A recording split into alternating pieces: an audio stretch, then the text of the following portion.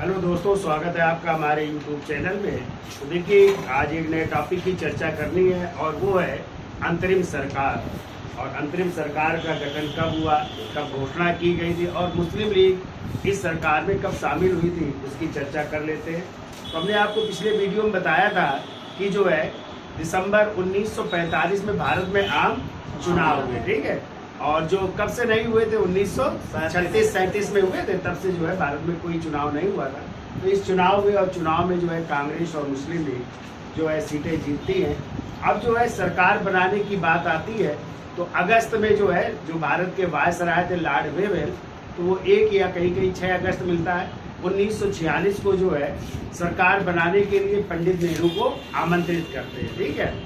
और जब आमंत्रित किया गया तो फिर इसके बाद जो है 24 अगस्त 1946 को, कब 24 अगस्त 1946 को पंडित नेहरू के नेतृत्व में जो है सरकार के गठन की क्या की जा रही, घोषणा की जा रही। यदि आ जाए अंतरिम सरकार के गठन की घोषणा कब की गई, तो देखिए ध्यान रखिएगा 24 अगस्त 1946 को, ठीक है, क्या की गई, अंतरिम सरकार के गठन की घोषणा की गई। अंतरिम सरकार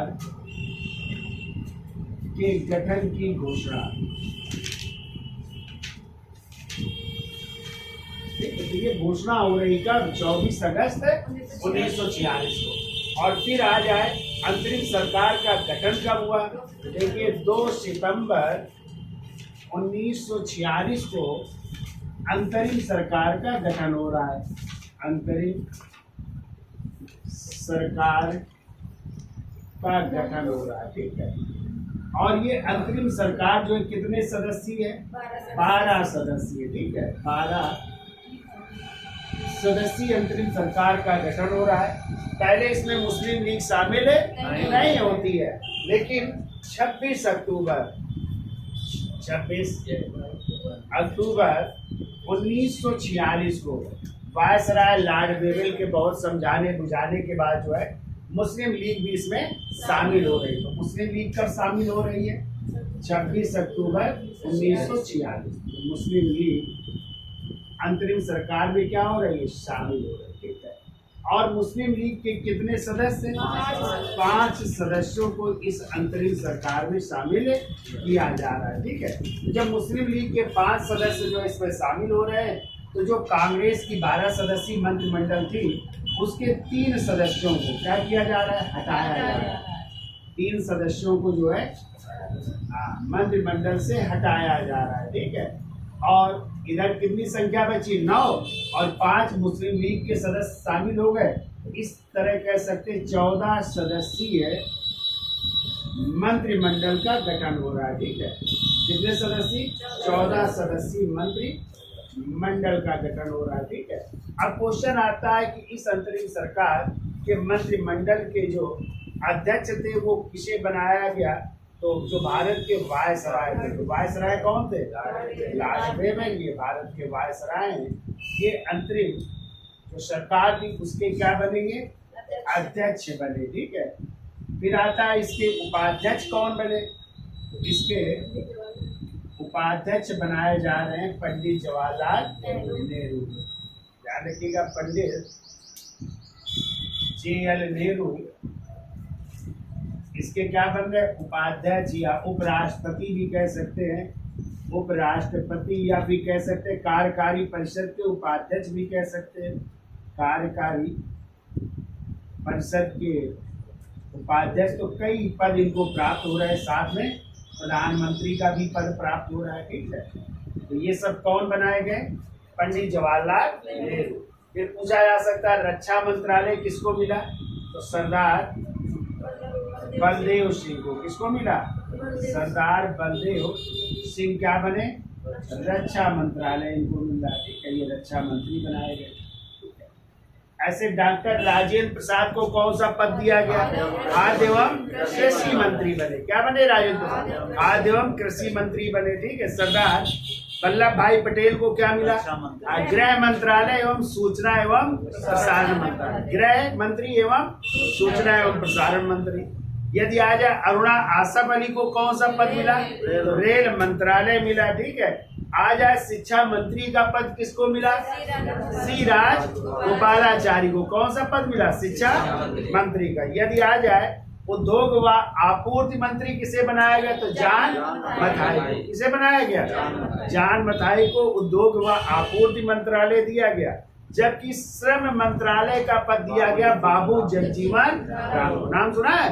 तो आप लोगों ने सुना होगा लोकसभा की पहली महिला अध्यक्ष कौन थी? मीरा कुमार थी ना। तो उन्हीं के ये फादर हैं। ठीक है।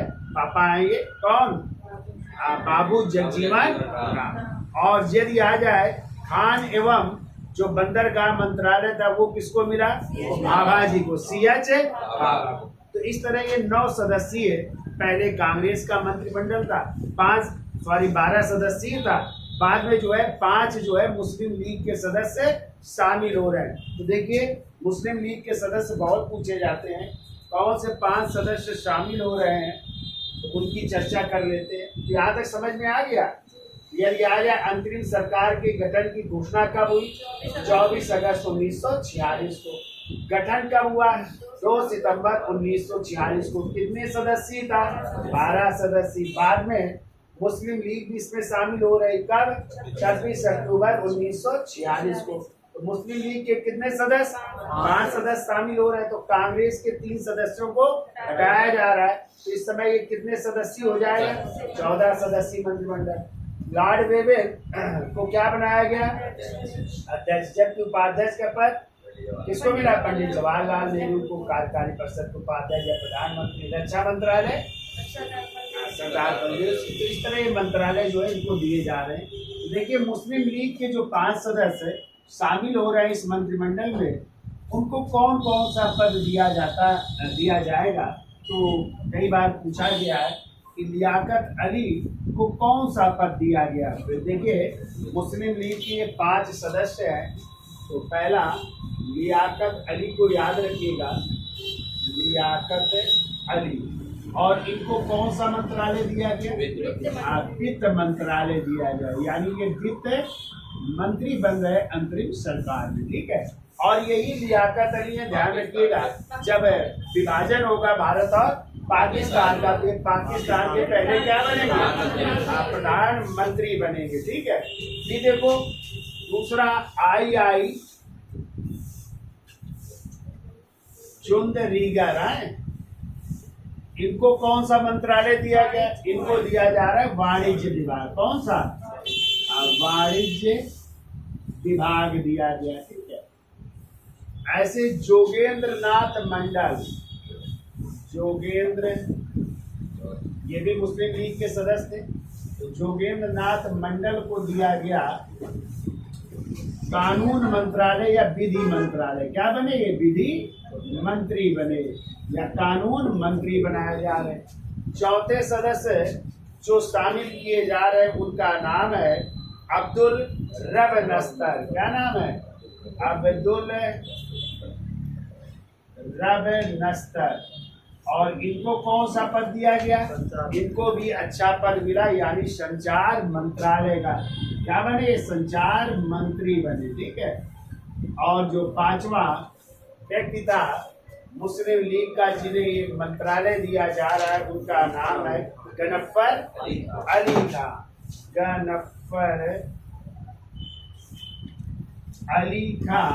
और इनको दिया जा रहा है स्वास्थ्य मंत्रालय। कौन सा मंत्रालय? स्वास्थ्य मंत्री बनाए जा रहे हैं। ठीक है। इनको स्वास्थ्य मंत्रालय दिया गया। तो इस तरह मुस्लिम लीग के 5 सदस्य जो है शामिल किए जा रहे हैं अंतरिम सरकार में। ठीक है। फिर क्वेश्चन आता है कांग्रेस के कौन 3 मंत्रियों को हटाया गया था? एक तो थे सैयद अली जहीर। सैयद अली जहीर को हटाया गया। दूसरे थे शरत चंद्र बोस को हटाया गया। शरत चंद्र बोस को हटाया गया। और तीसरे व्यक्ति थे शफाक अहमद खां। तीसरे व्यक्ति थे शफाक अहमद खां। ये जो है 3 सदस्य जो है इनको हटा करके 5 जो है मुस्लिम लीग के सदस्यों को मंत्रालय दिया जा रहा है। ठीक है, तो ये कहानी थी। तो किसने जो है इस सरकार को जो है कहा था कि यह एक देश की सरकार है जिसे 2 राष्ट्र चला रहे हैं। तो डॉक्टर भीमराव अम्बेडकर ने ये बात कही थी। ठीक है, फिर आपको पता है उसी समय संविधान सभा का चुनाव भी हो गए थे और 6 दिसंबर 1946 को संविधान सभा का क्या किया जा रहा है, गठन किया जा रहा है। ठीक है, और वायसराय द्वारा जो है इनके सदस्यों को क्या किया जा रहा है, आमंत्रित किया जा रहा है। लेकिन ना तो मुस्लिम लीग ने इसमें भाग लिया और ना देसी रियासत के सदस्यों ने इसमें भाग नहीं लिया था। ठीक है, फिर आ जाए संविधान सभा की जो पहली बैठक थी, कब हुई थी? 9 दिसंबर 1900। कौन अस्थायी अध्यक्ष बने थे? और स्थायी अध्यक्ष तब बने थे 11 दिसंबर 1900। और संवैधानिक सलाहकार कौन थे? DN राव, बेनेगल नरसिंह राव।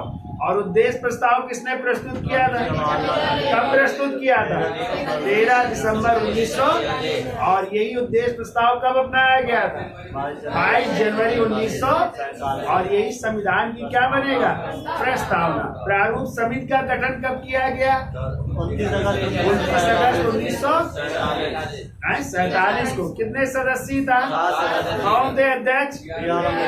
और आज यदि आ जाए संविधान का पहला प्रारूप किसने तैयार किया था? PN राव, बेनेगल नरसिंह। और जब उन्होंने अपनी रिपोर्ट प्रस्तुत की तो उनके प्रारूप में कितने अनुच्छेद थे? 243। कितनी अनुसूचियां थी? 13 अनुसूचियां थी। और जो प्रारूप समिति थी भीमराव अम्बेडकर वाली, उन्होंने जब अपनी रिपोर्ट सौंपी तो उन्होंने कितने अनुच्छेदों की सिफारिश की थी? 315 अनुच्छेदों की सिफारिश की। और कितनी अनुसूचियों की? 8 अनुसूचियों। तो संविधान बनने में कितने दिन लगे? 2 वर्ष 11 माह 18 दिन। कब बन करके तैयार होगा? 26 नवंबर 1949 को। इस दिन संविधान को क्या किया गया? अंगीकरण, अधिनियमित एवं अंतिम बैठक कब होगी? 24 जनवरी 1950 को। ठीक है, कौन सी बैठक थी? 12वीं। कितने सदस्य हस्ताक्षर करेंगे? 284। और इसी दिन राष्ट्रगान, राष्ट्रगीत और डॉक्टर राजेंद्र प्रसाद राष्ट्रपति चुने जाएंगे। ठीक है, और कब लागू होगा संविधान? 26 जनवरी 1900। और भारत क्या बन जाएगा? ये भी आपको याद रखना। ठीक है, तो ये तो थी अंतरिम सरकार का गठन है। तो चलो स्क्रीन शॉट ले लो, नोट कर लो।